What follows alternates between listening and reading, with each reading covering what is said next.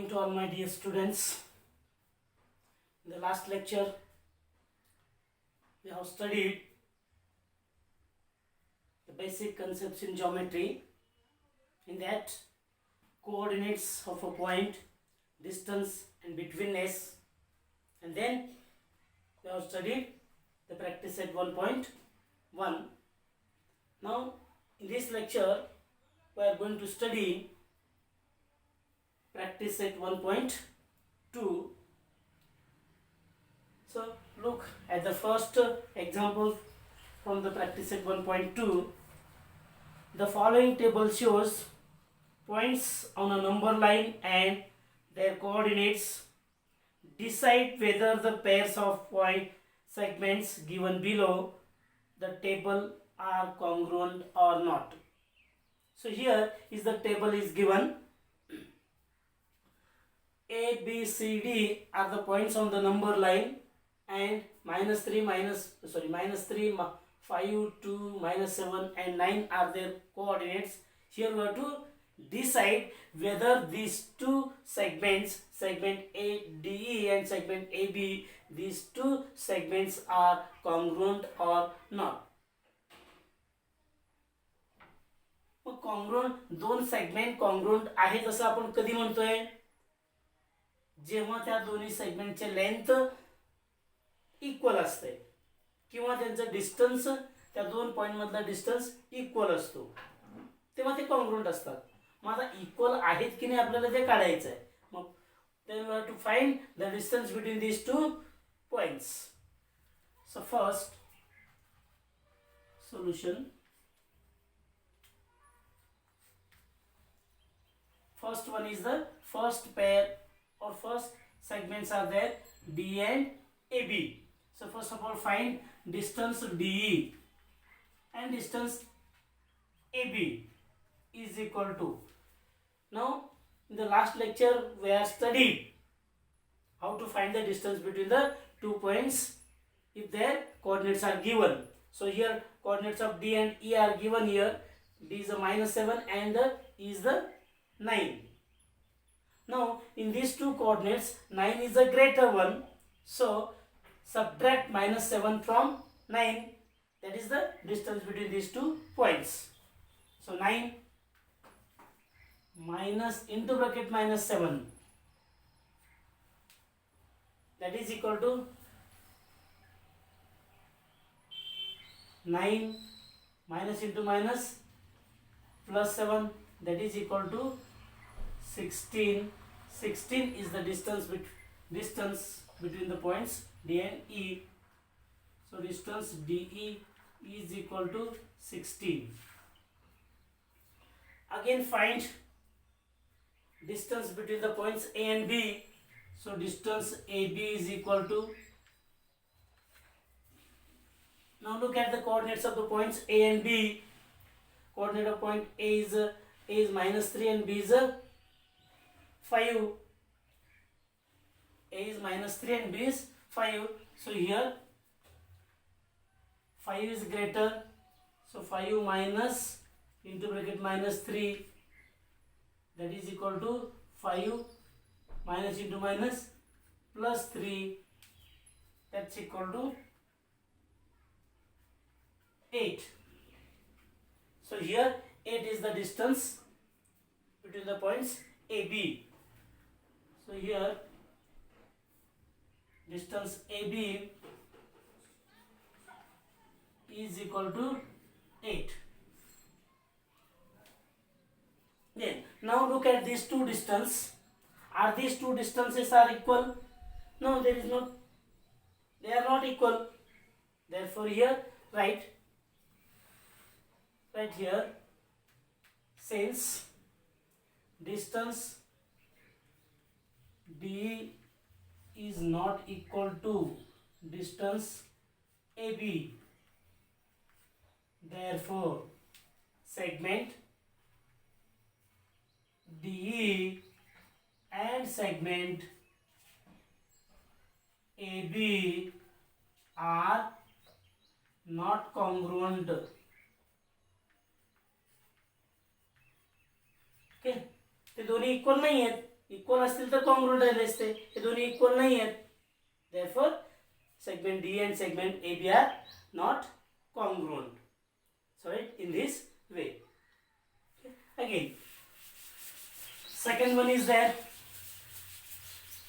Second one is segment BC and segment AD. Segment BC and segment AD. Now find the distance between the points B and C and distance between the points A and D. Then you can decide they are either congruent or not. So distance BC is equal to, so distance BC is equal to, the coordinate of B is 5 and coordinate of C is 2. 5 is greater than 2, so 5 minus 2, subtract 2 from 5, then we will get 3. Therefore distance between points BC is equal to 3. Then again find the distance between the points A and D. So distance AD is equal to, now look at the coordinates, minus 3 and minus 7. So here minus 3 and minus 7 are the coordinates of point A and D. So here the minus 3 is greater than minus 7, because if the number have the negative sign and the greater number having the negative sign is a lowest, have a lowest value, and the smaller number having the negative sign, it has a greater value. So minus 3 is a greater than minus 7. So subtract minus 7 from minus 3. Minus 3. So here minus 7 minus 3 minus into bracket minus 7. That is equal to minus 3 as it is. This minus into minus plus 7. So minus 3 plus 7 is a plus 4, because both the signs are different. So subtract 3 from 7, we will get 4. The sign of the greater number is a plus, so we will get plus 4. That is the distance between the points A and D is equal to 4. Now look here, the distance between these 2 points is a 3 and the distance between these 2 points is 4. So are these two are equal? They are not equal. Therefore right here, since distance BC is not equal to distance AD, therefore segment BC and segment AD are not congruent. असं लिहायचं इथं मगाशी लिहिल्यासारखं. Okay, do understand? आता बघा, त्याच्यामध्ये जर हे दोन्ही इक्वल राहिले असते तर काय म्हणलं असतं आपण? Therefore segment BC and segment AD are congruent. ते इक्वल नाही आहेत म्हणून they are not congruent. Equal असतील तर they are congruent. Okay, now you can solve in this way the remaining one of the example. Okay, remaining one of the example you can solve in this way.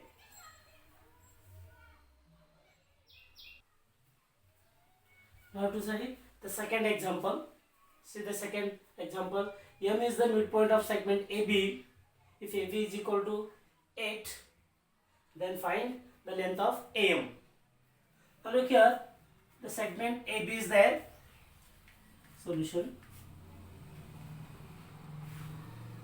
AB is the segment given. AB is the segment. So M is the midpoint of this segment AB. So here is the M. M is the midpoint of the segment AB. So these two are equal here. If AB is given 8, if AB is given 8, then AM is equal to, you have to find AM or BM. Then what we know that if M is the midpoint of AB, then AM and AB are half of the AB. तर बघा M हा AB चा midpoint जर असेल तर AM आणि AB हे दोन्ही इक्वल असतात. मग इक्वल असतात म्हणजे त्यांची लेंथ किती असतो, AB चे हाफ असतात. Therefore here M is midpoint of AB. Therefore AM is equal to BM is equal to 1/2 into AB. AB चे निम्मे आहेत ते दोन्ही. मग आपल्याला BM काढायची गरज नाही, BM ची आवश्यकता नाही, फक्त AM काढायचं आहे. Therefore write here AM is equal to 1/2 into AB is 8. So write here 8. Therefore you will get AM is equal to 4. आठचं निम्म दोन्ही भागाला बेक बे बे दोन्ही sorry बेचोक 8. So AM is equal to 4. In this way you can find AM by using the midpoint of the segment. If any point is the midpoint of segment, then the two parts are equal and that two parts are half of the given segments.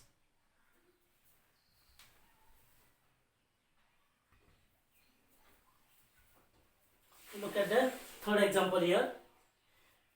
Point P is the midpoint of segment CD. If CP is equal to 2.5, then find length CD.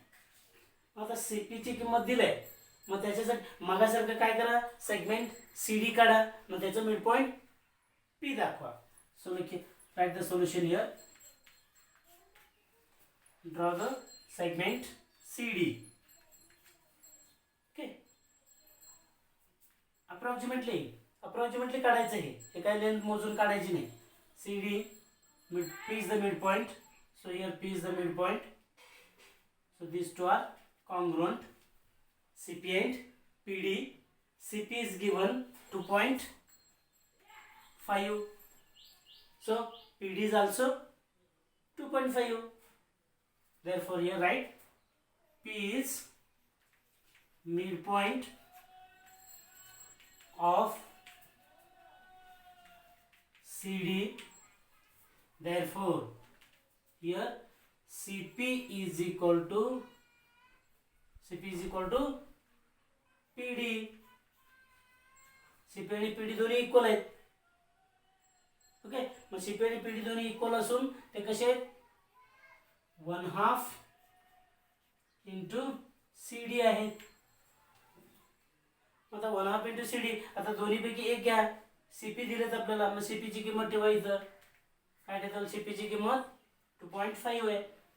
2.5 is equal to 1/2 into CD.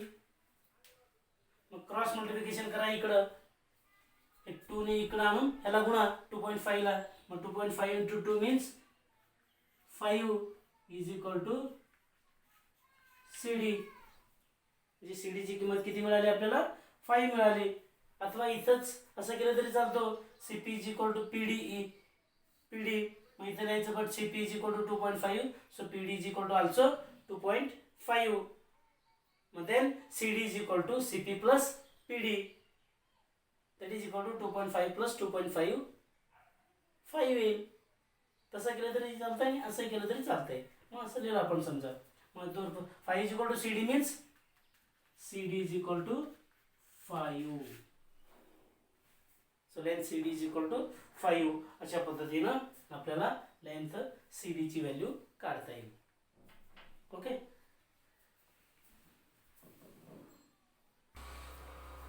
now look at the fourth example here.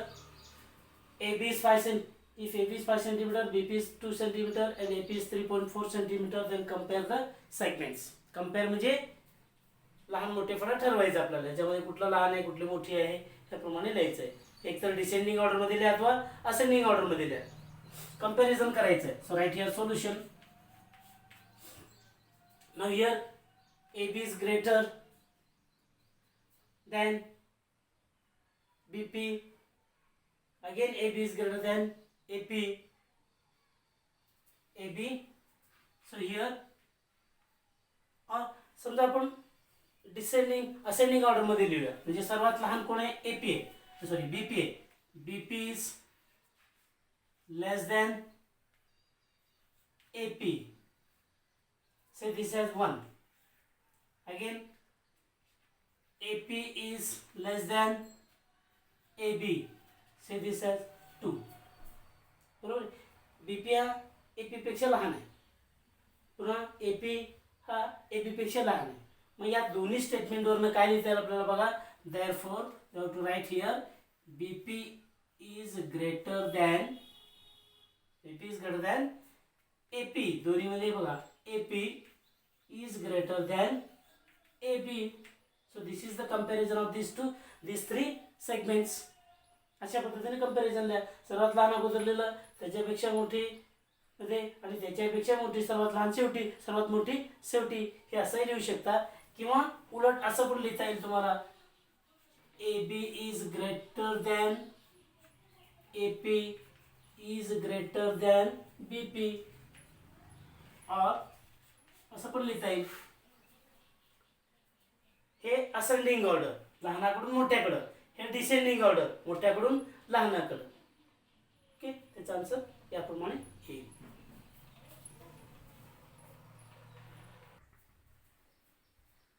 Look at the fifth example here. What is the fifth example? Write the answers to the following questions with reference to the figure. First question is there. Look at the first question. Write the name of the opposite rays of RP. Write the name of the opposite rays of the RP. The rays which have the common origin and on the straight line, the two rays are come on the straight line or on the same line. That rays are called as the opposite rays. Here look at, write the name of the opposite rays of the ray RP. म्हणजे RP चं opposite ray आपल्याला लिहायचं आहे. RP is the ray. It has an opposite ray starting with R. R पासून सुरुवात असणार आहे. Common origin असणार दोघांचा. सुरुवात जो आहे दोघांचं कॉमन असणारच ते अपोजिट असतात. मग RP आहे, RPचा अपोजिट कोणता असणार इथं? कुठला असेल? RS असेल अथवा RT. म्हणजे इथं रे काय लिहिता येईल आपल्याला? RS और रे RT. म्हणजे त्याचा आन्सर तुम्ही RS पण लिहू शकता अथवा RT पण लिहू शकता. इथं दोन्ही लिहायची गरज नाही. दोन्हीपैकी एक तुम्ही कुठलाही लिहू शकता. RS पण तोच रे आहे आणि RT पण तोच आहे. याचा अपोजिटच आहे RPचा. R पासून सुरुवात होणार इकडचं ते दोन्ही रेज त्याचे अपोजिट रे होणार आहेत. Okay, second one. Look at the second question here. What is the second one here? Right the intersection set of ray PQ and ray RP. Intersection ray PQ and ray RP, या दोघांचा intersection घ्यायचा आपल्याला. Intersection म्हणजे काय? रे PQ मध्ये आणि रे RP मध्ये येणारा सामायिक घटक, कॉमन घटक कोणता येणार आहे बघा. कोणता आहे? RP आणि PQ. रे RP म्हणजे इथून इकडचा पूर्ण भाग, रे PQ म्हणजे इथून इकडचा पूर्ण भाग. त्या दोन्ही मध्ये कॉमन कोणता भाग येणार आहे? सेगमेंट PQ हे दोन्ही मध्ये येणार आहे बघा. रे RP पूर्ण भाग आहे, रे PQ इथून पूर्ण भाग आहे. त्या दोन्ही मध्ये कॉमन कोणता घटक येणार आहे? तर PQ येणार आहे. So right here segment PQ. Segment PQ is the intersection set of the ray RP and ray PQ. Then look at the third question here. Write the union set of PQ and ray PQ and ray QR. write the union set of ray PQ and ray QR. Ray PQ and ray QR. Ray PQ म्हणजे इकडचा भाग, इथून हे पूर्ण भाग, आणि रे QR म्हणजे इथून तो इकडचा पूर्ण भाग. या दोघांचं युनियन घ्यायचं आपल्याला, रे PQ चा आणि रे RP चा, सॉरी रे PR चा, बरोबर आहे. रे PQ आणि रे QR, सॉरी रे PQ आणि रे QR चा युनियन. रे PQ इकडचा पूर्ण भाग आणि रे QR इकडचा पूर्ण भाग, म्हणजे दोन्ही पूर्ण भाग मिळून काय तयार होतो आपल्याला, लाईन. लाईन TQ ल्या, लाईन SP ल्या, लाईन RP ल्या, लाईन PQ ल्या, लाईन RP ल्या, लाईन PS ल्या, लाईन PT ल्या, कुठलं पण ल्या, पूर्ण लाईन यायला पाहिजे. So here we can write the answer line PQ. Line PQ segment म्हणलं, लाईन PQ म्हणलं की पूर्ण लाईन येत आहे. सेगमेंट PQ म्हणलं की फक्त हा एवढा सेगमेंट येतो. रे PQ म्हणतात की इथून P पासून इकडचा भाग येतो. लाईन PQ म्हणलं की पूर्णच येणार आहे, आणि ते दोन्ही बाजूला लाईन हे अमर्यादित आहे. Then fourth one, state the rays of which segment QR is a subset. Ray state the rays of which segment QR is a subset. म्हणजे सेगमेंट QR हा ज्याचा सबसेट आहे असा रे कोणता. आता रे QR बघा, रे QR कुठे आहे तो रे QR, रे QR हा रे QR आहे. ओके, रे QR हा सबसेट असणारा रे कोणता आहे. Write the rays which of segment ray QR is a subset or segment QR is a subset. म्हणजे सेगमेंट QR हा भाग कोणकोणत्या रे मध्ये येतात, सबसेट असला पाहिजे तो. रे QR इकडचा भाग, हा भाग पूर्ण, हा सेगमेंट जो आहे हा सेगमेंट त्याचा सबसेट असला पाहिजे. कोणते असे रे असतील, रे RQ. रे RQ जर घेतलात इकडचा पूर्ण भाग, त्याच्यामध्ये रे QR येतो. रे QP जर घेतलात किंवा रे QS घेतलात किंवा रे QT घेतलात की त्यामध्ये हा RS भाग, QR भाग येतो. म्हणजे Q आणि R पासून सुरुवात होणारे जे रे आहेत त्या रे मध्ये QR हा कॉमन असणार आहे, म्हणजे त्याचा सबसेट असणार आहे. सो हियर राईट रे, कोणते रे येतील ते, QR मध्ये सेगमेंट QR आहे, अँड रे, बघा भरपूर आहे, रे QR आहे, बरोबर आहे, त्याच्यामध्ये सेगमेंट QR आहेच. रे RQ मध्ये आहे, रे RP म्हणजेच तेच आहे, रे RQ म्हणजे तेच आहे, QP म्हणजे तेच आहे, QR म्हणजे तेच आहे, QS म्हणजे तेच आहे, QT म्हणजे तेच आहे. म्हणजे इथं कुठलं असणार आहे, R पासून सुरुवात होणारा रे अँड रे RP और RQ म्हणलं तरी चालतंय, रे RQ त्यामध्ये QR हे कॉमन आहे, त्या दोघांचा सबसेट आहे.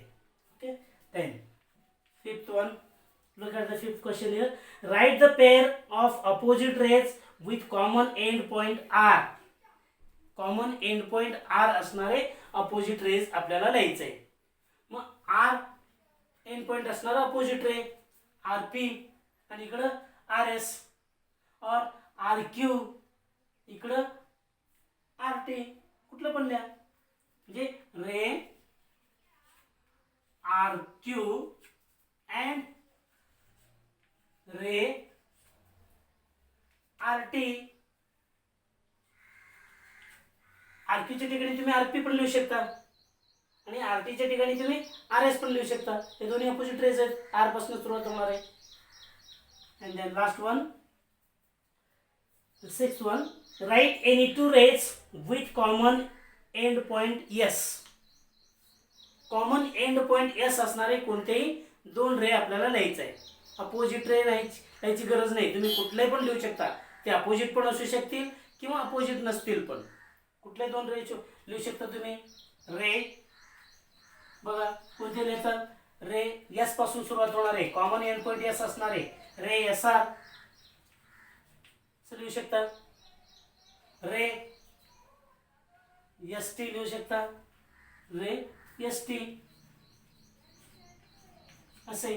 आता तुम्ही रे एस पी लिहिला म्हणजे तोच रे आहे. रे एस पी म्हणजे एस आरच आहे. रे एस क्यू म्हणजे एस आरच आहे. त्यामुळे इकडं एस टीचं घ्यायचं आहे. So ray S R and ray S T. Last seventh one काय बघा. 7 write the intersection of set intersection set of ray S P and S T.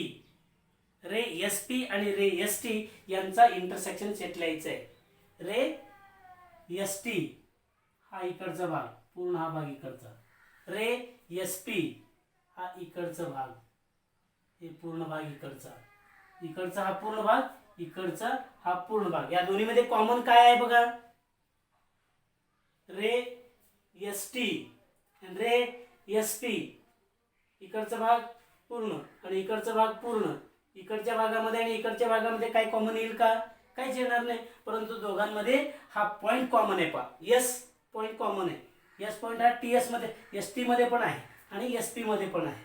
म्हणजे इथं त्या दोघांचा इंटरसेक्शन सेट कुठला असणार आहे. Point S.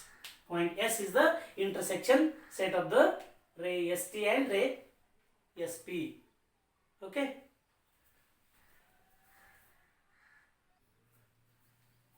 Look at the 6th example here.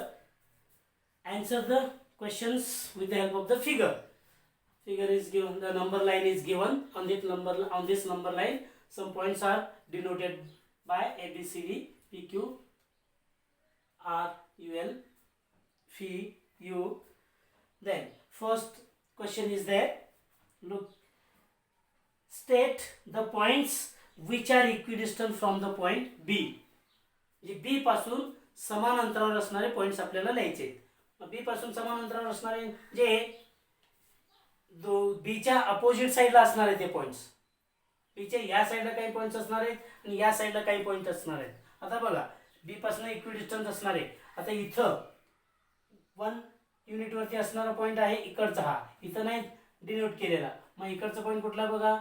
1 2 unit वर असणारा पॉइंट ए आहे आणि इकडं 2 युनिट वर असणारा पॉइंट कुठला आहे. सी आहे. म्हणजे इथं काय असणार आहे. ए अँड सी हे दोन पॉइंट्स आहेत. बरोबर आहे.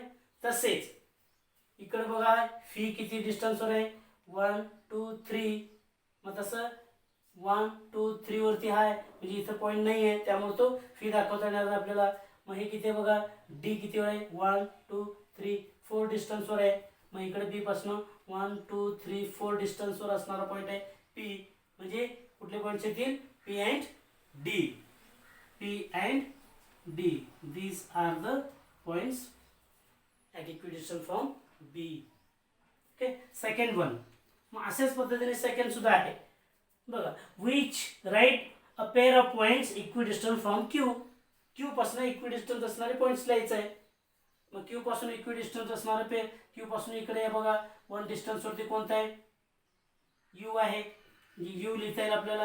अँड इकडे 1 डिस्टन्स वरती कोणता आहे. एल आहे. तोही लिहिता येईल 1 आणि इकडे 1 म्हणजे समान अंतरावर आहे. मग दुसरं काय सांगता येईल. दुसरं क्यू पासून 1 2 डिस्टन्स वरती पी आहे आणि इकडं 1 2 डिस्टन्स वरती आर आहे. म्हणजे इथं काय लिहिता येईल आपल्याला. आर अँड पी लिहिता येईल. बरोबर. मग आता हे एक पेअर झालं आणि हे एक पेअर झालं. इथं प्रश्न काय. Right a pair of points. A pair म्हणजे कोणताही एक पेअर लिहायचा आपल्याला. या दोन्हीपैकी एक तुम्ही लिहू शकता. ठीक आहे. मग तिसरा जो क्वेश्चन आहे तो तिसरा क्वेश्चन 2 पॉइंट मधला डिस्टन्स काढायचा आहे आणि ते डिस्टन्स तुम्ही काढू शकता. Okay. In this way studied the practice set 1.2. Thank you.